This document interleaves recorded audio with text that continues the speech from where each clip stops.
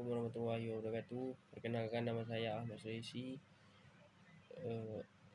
dari kelas HPI 3B, akan menjelaskan tentang perjanjian syariah. Akad dalam perjanjian syariah. Istilah perjanjian dalam hukum Indonesia disebut akad dalam hukum Islam.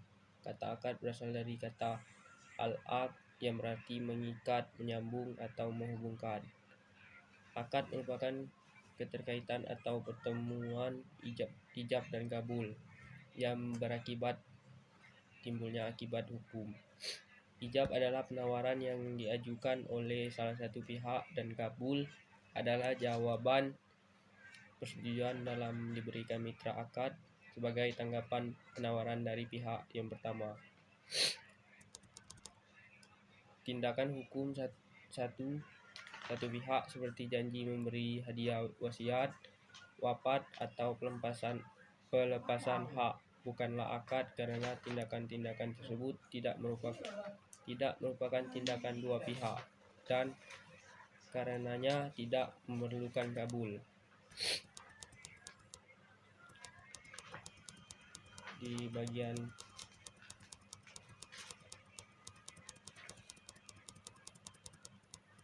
B, bentuk perjanjian dan perikatan syariah. Menurut Dijumadi, perjanjian adalah suatu peristiwa di mana seorang berjanji kepada orang lain, atau di mana dua orang atau lebih saling berjanji untuk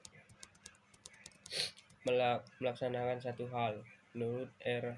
Subekti, perjanjian adalah suatu peristiwa di mana ada seorang berjanji kepada orang lain, atau dua orang itu saling berjanji untuk melaksanakan suatu hal.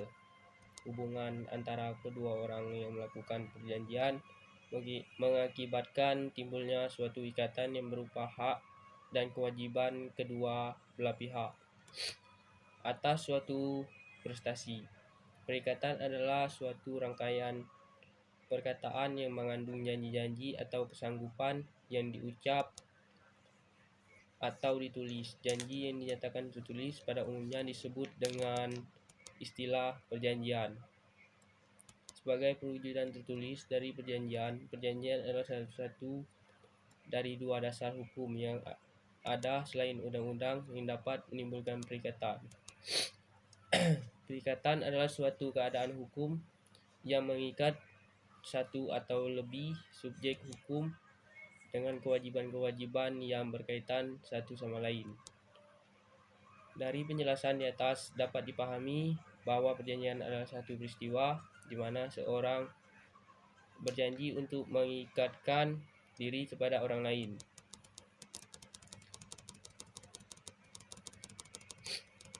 Di bagian C, asas hukum perjanjian.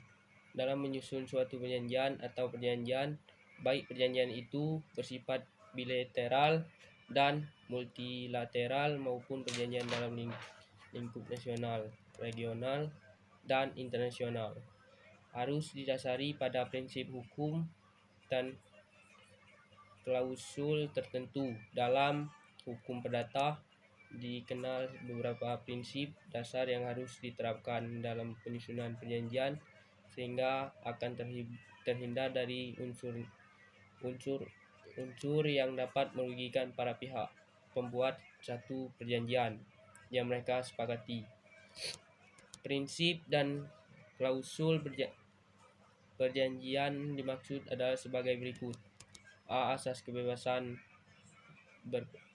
berperjanjian. Asas kebebasan berperjanjian dapat dianalisis dari ketentuan pasal 1338 AUT KUH Perdata yang berbunyi, semua perjanjian yang dibuat secara sah berlaku sebagai undang-undang bagi mereka yang membuatnya. Asas kebebasan berperjanjian adalah suatu asas yang memberikan kebebasan kepada para pihak untuk satu, membuat perjanjian atau tidak membuat perjanjian. Dua, semua persetujuan yang dibuat secara sah berlaku sebagai undang-undang bagi mereka yang membuatnya. Sekian penjelasan dari saya tutup. Wassalamualaikum warahmatullahi wabarakatuh.